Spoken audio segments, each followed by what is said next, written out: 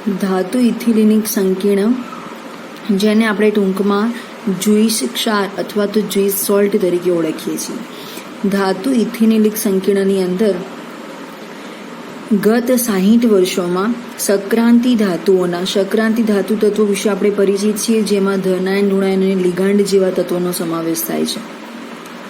ગત 60 વર્ષોમાં સક્રાંતિ ધાતુઓના આલ્કીન સંકીર્ણમાં ઇથિલિન અણુની અંદર ડબલ બોન્ડ સી દ્વિબંધના 2 પાઈ ઇલેક્ટ્રોન ધાતુ પરમાણુને આપે છે.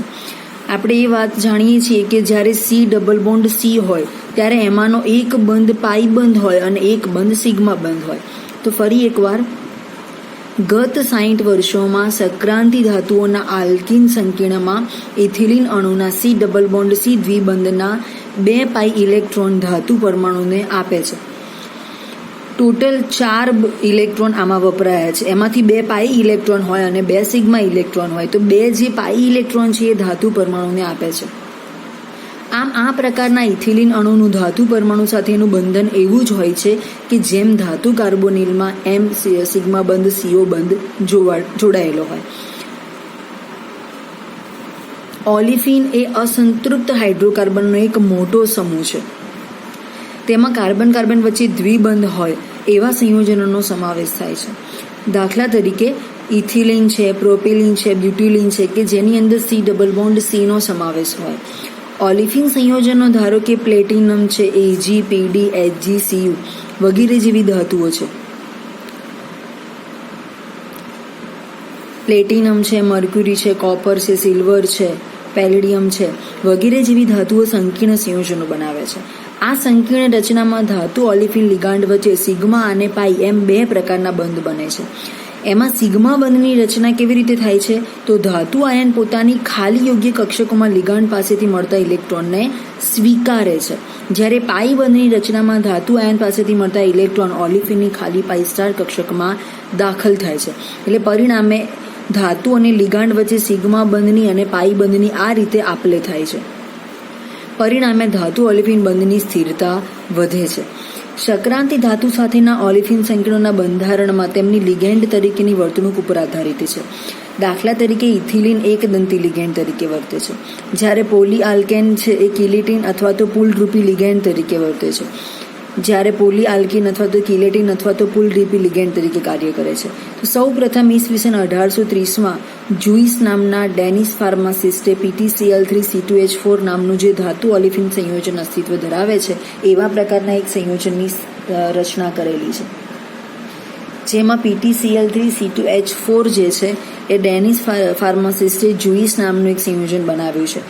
આ સંયોજન જ્યારે બેન્ઝીનમાં બનાવેલા દ્રાવણનું 6°C તાપમાને ઠાર બિંદુ અવનયનનું પરીક્ષણ કરવામાં આવ્યું ત્યારે એ ખબર પડી કે આ સંયોજન જે છે ડાયમર છે, જેમાં ક્લોરીન જે છે પુલરૂપી બંધ બનાવે છે અને ઇથિલિનના 2 અણુ જે છે એ ટ્રાન્સ સ્થાન પર ગોઠવાયેલા હોય છે. એની પરફેક્ટ રચના આ પ્રમાણે છે.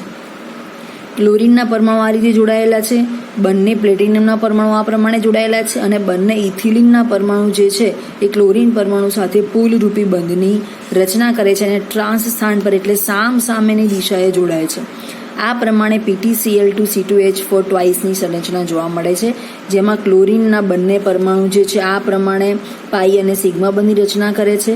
એ રીતે બંને પ્લેટિનમ પરમાણુની સાથે એક અહીંયા ક્લોરીનનો પરમાણુ અને એક C2H4 એવો ઇથિલિનનો પરમાણુ જોડાય છે.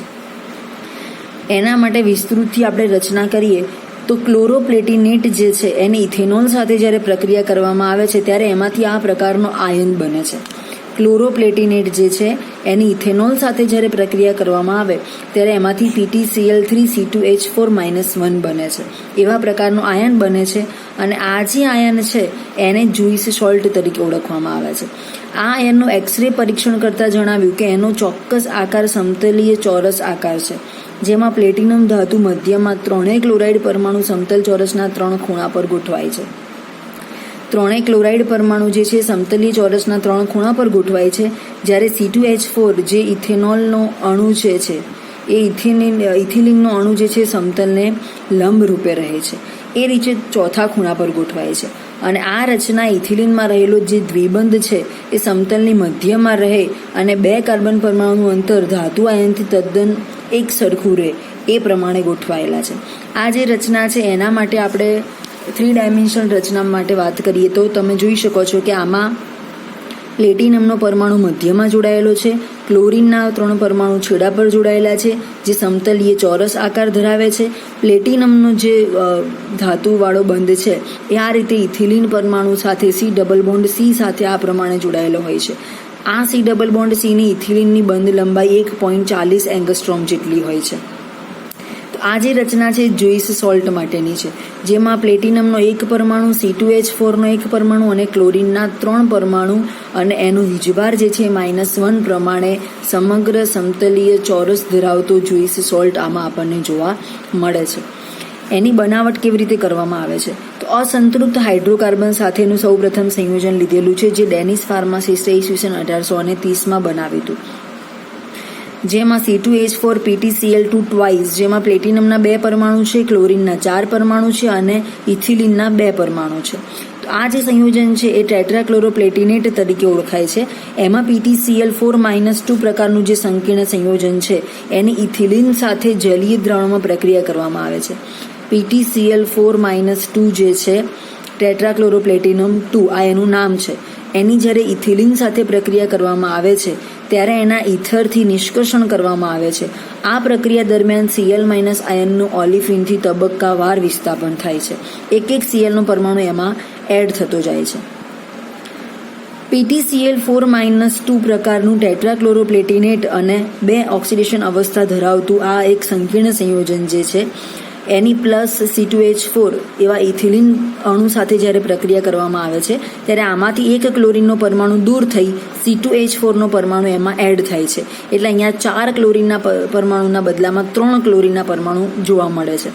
આ પ્રકારની જે રચના છે એને જોઈસ સોલ્ટ તરીકે ઓળખવામાં આવે છે. એમાં ફરીથી C2H4 એડ થઈ અને ક્લોરીનનો પરમાણુ દૂર કરી આ પ્રકારની રચના કરવામાં આવે છે PtCl2 C2H4 ટ્વાઇસ. એનું જ્યારે ડાયમરાઇઝેશન કરવામાં આવે છે ત્યારે એમાં PtCl2 અને C2H4 ટ્વાઇસ સંપૂર્ણ અણુ 2 પરમાણુ ધરાવે છે. ઇથિલિનના 2 પરમાણુ છે, પ્લેટિનમના 2 પરમાણુ છે અને ક્લોરીનના ટોટલ 4 પરમાણુ છે. એ જે રચના છે એ આ પ્રકારની રચના છે. આવા પ્રકારનું સંયોજનની રચના ડાયમર તરીકે એને ઓળખાય છે, જે રચના PtCl4-2 માંથી ડાયમરાઇઝેશનની તબક્કામાંથી પસાર થઈ અને છેલ્લે આપણને આ પ્રકારનું એક સંયોજન મેળવી શકાય છે. ક્લોરોપ્લેટિનેટની ઇથેનોલ સાથેની પ્રક્રિયાથી મળેલ જે નિપજ છે એ મિશ્રણમાંથી આપણને PtCl3C2H4-1 આયનનો જે ક્ષાર છે એ આપણે એમાંથી અલગ પાડ્યો છે. પાછળથી એવું પણ શોધાયું છે કે પ્લેટિનમ સિવાય બીજી કેટલીક ધાતુઓ જે છે એ હેલાઇડ આયનો સાથે જોડાઈ અને ઓલિફિન સાથે પ્રક્રિયા કરતા સંકીર્ણ સંયોજનો પ્રાપ્ત થાય છે.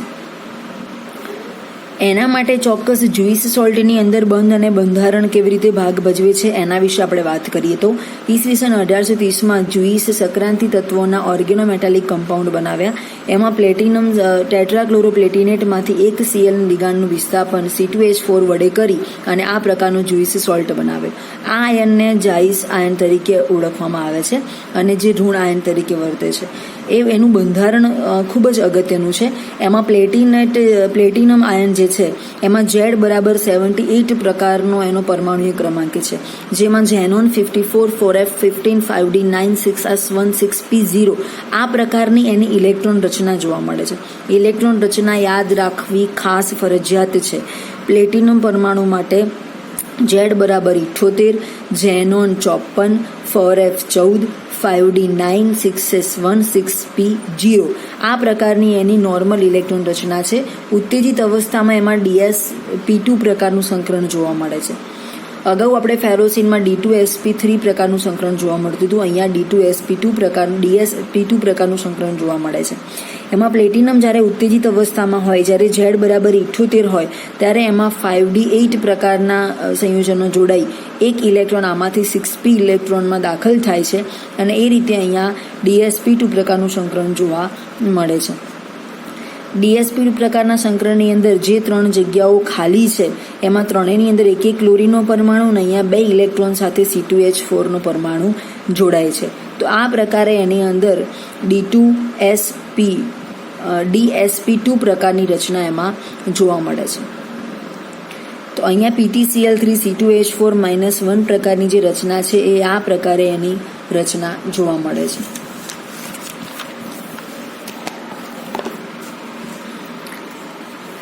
જ્યુઇસ સોલ્ટની અંદર 3 ક્લોરીન પરમાણુ જે છે સવર્ગ સહસંયોજક બંધ બનાવે છે. તેથી 4DsP2 સંકૃત કક્ષકોમાંથી 3 કક્ષકો એમાં વપરાય છે અને બાકી રહેલ ખાલી DsP2 સંકૃત કક્ષકો જે છે એ C2H4ના પાઈ બંધકારક કક્ષક સાથે સંમિશ્રણ થઈ અને સિગ્મા બંધની રચના કરે છે. ધાતુ ઓલિફિનની રચનામાં ધાતુ આયન અને લિગાન્ડ વચ્ચે પ્રબળ સહસંયોજક બંધ જોવા મળતો નથી, પરંતુ એમાં ઓલિફિન અણુના પાઈ ઇલેક્ટ્રોન અને ધાતુ આયનના સંકૃત કક્ષકો વચ્ચે બંધ જોવા મળે છે. દીવાર નામના વૈજ્ઞાનિકના મત પ્રમાણે ઓલિફિનમાં બનતા બંધોની આણ્વીય કક્ષકવાદ જે છે નીચે પ્રમાણે સમજાવી શકાય છે. આ ઇથિલિનનો અણુ છે અને આ ધાતુ આયન છે. ધાતુ આયનની કક્ષકોમાં એક ધન પરમાણુ ધરાવતો છેડો છે, એક ઋણ પરમાણુ ધરાવતો છેડો છે અને આની અંદર એક પાઈ બંધ છે, એક સિગ્મા બંધ છે. તો જે CH2 ડબલ બોન્ડ CH2 ની અંદર જે પાઈ બંધ છે, પાઈ બંધનો જે ધન છેડો છે એ ધાતુ આયનના આવી રીતે ધન છેડા સાથે જોડાય ત્યારે આ પ્રકારનો સિગ્મા બંધની રચના કરે છે અને આ પ્રકારે બંને ધન છેડા એકવાર જોડાય છે અને બંને ઋણ છેડા એકવાર એક બાજુથી જોડાય છે. તો આ પ્રમાણે લિગેન્ડ પાઈ કક્ષકમાંથી ધાતુની ખાલી કક્ષકમાં ઇલેક્ટ્રોનનું દાન કરે છે જે સિગ્મા બંધ છે અને ધાતુ આયન પરથી ઓલિફિનની ખાલી પાઈ સ્ટાર કક્ષકમાં ઇલેક્ટ્રોનનું બેક ડોનેશન થાય છે, એ પાઈ બંધ બને છે. જ્યારે લિગાન્ડમાંથી ધાતુ આયન માટે સિગ્મા બંધની રચના શક્ય છે અને ધાતુ આયનમાંથી લિગાન્ડમાં જ્યારે ઇલેક્ટ્રોન દાખલ થાય છે ત્યારે બેક ડોનેશન તરીકે ઓળખાય છે. ઘણીવાર બેક ડોનેશનની ડેફિનેશન શોર્ટ ક્વેશ્ચનમાં પૂછાતી હોય છે. આમ ધાતુ ઓલિફિન વચ્ચે 2 રીતે બંધની રચના થાય છે. એક ઓલિફિનની પાઈ ઇલેક્ટ્રોન ઘનતા ધાતુની બંધ બનાવવાની કક્ષકનો સિગ્મા બંધ અને ધાતુ આયન પર ઇલેક્ટ્રોન ઘનતા વધી જવાથી ધાતુ આયનના D પાઈ ઇલેક્ટ્રોનના લિગેન્ડની ખાલી એન્ટી બોન્ડિંગ પાઈ સ્ટાર કક્ષકમાં સ્થળાંતર થાય છે, જેને D પાઈ P પાઈ બેક બોન્ડિંગ તરીકે અથવા તો બેક ડોનેશન તરીકે ઓળખાય છે. જેમાં લિગેન્ડ ઇલેક્ટ્રોનના ધાતુ આયન સ્વીકારી અને એમાં લિગાન્ડ બંધથી ધાતુ તરફ સિગ્મા બંધ બનાવે છે. એના કરતાં ઉલટી પ્રોસેસ જે D પાઈ P સ્ટાર પ્રકારે ઓળખાય છે એ ધાતુ અને લિગાન્ડ વચ્ચે સિગ્મા અને પાઈ એમ બંને પ્રકારના ઇલેક્ટ્રોન બંધ બનવાને કારણે વિદ્યુતીય રીતે સારી રીતે તટસ્થ રહી શકે છે. ઓલિફિન સંકીર્ણમાં જ્યારે એક્સરે લેવામાં આવ્યો ત્યારે એમાં કાર્બન કાર્બન બંધ લંબાઈ 1.40 થી 1.47 એંગસ્ટ્રોમ જોવા મળી. નોર્મલ C સિગ્મા બંધ C1 બંધની બંધ લંબાઈ દ્વિબંધ વચ્ચેની જોવા મળે છે.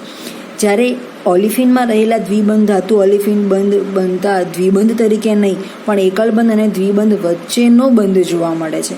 એટલા માટે ધાતુ ઓલિફિન બંધની રચના દરમિયાન ઓલિફિનના C ડબલ બોન્ડ Cની IR સ્ટ્રેચિંગ ફ્રીક્વન્સી જે છે, IR ખેંચાણ આવૃત્તિ જે છે એમાં 140 લઈ અને 160 સેન્ટીમીટર ઇન્વર્સ જેટલો ઘટાડો જોવા મળે છે અને આ બાબત પણ બંધ ક્રમાંકમાં ઘટાડો સૂચવે છે.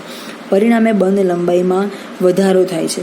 તમે જોઈ શકો છો કે C સિગ્મા બંધ Cની બંધ લંબાઈ જે 1.40 થી 1.47 એંગસ્ટ્રોમ જોવા મળી, જે અહીંયા normal C double bond C દ્વિબંધની જગ્યાએ જોવા મળે છે. એટલા માટે એની અંદર બંધ લંબાઈમાં વધારો થતો જોવા મળે છે. એનું કારણ છે બંધ ક્રમાંક ઘટે છે. એટલા માટે IR સ્ટ્રેચિંગ ફ્રીક્વન્સીના અનુસંધાનમાં બંધ લંબાઈમાં વધારો થતો જોવા મળે છે. અહીંયા ઘણી વખતે બેક બોન્ડિંગ એટલે શું, D પાઈ P પાઈ સ્ટાર પ્રકારનો બંધ કોને કહેવાય, બેક ડોનેશનની પ્રક્રિયા કેવી રીતે થાય છે, ધાતુ આયન અને લિગાન્ડમાં કેવી રીતે પાઈ અને સિગ્મા બંધ બને છે, એવા શોર્ટ ક્વેશ્ચન ઘણી વખતે પૂછાતા હોય છે. તો એ આની અંદર ઓલિફિન સંકીર્ણમાં એક્સરે વિવર્તન દરમિયાન C સિગ્મા બંધ Cની બંધ લંબાઈ કેટલી જોવા મળે છે, વાસ્તવિક બંધ લંબાઈ કેટલી હોય છે, એવા શોર્ટ ક્વેશ્ચન આની અંદરથી પૂછાઈ શકે છે.